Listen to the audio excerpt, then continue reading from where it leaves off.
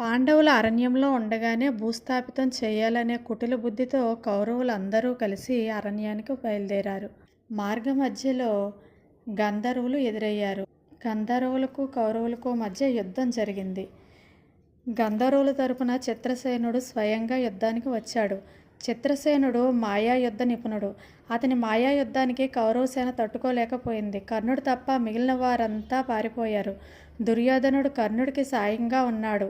శకుని దుర్యోధనుని సోదరులు దుర్యోధనుడికి సాయంగా నిలిచారు. గంధర్వులు కర్ణుని రథం విరగ్గొట్టారు. కర్ణుడు పక్కనే ఉన్న వికర్ణుడి రథం ఎక్కి బయటకు వెళ్ళాడు. అప్పుడు చిత్రసేనుడు దుర్యోధనుడి రథం విరిచి దుర్యోధనుని జుట్టు పట్టుకొని నేల మీద పడేసి తన రథానికి కట్టి గట్టిగా సింహనాదం చేశాడు. అది చూసిన మిగతా గంధర్వులు మిగిలిన కౌరవులను, వారి భార్యలను, దుర్యోధనుని భార్యను, కౌరవ రాకుమారులను, మంత్రులను పట్టి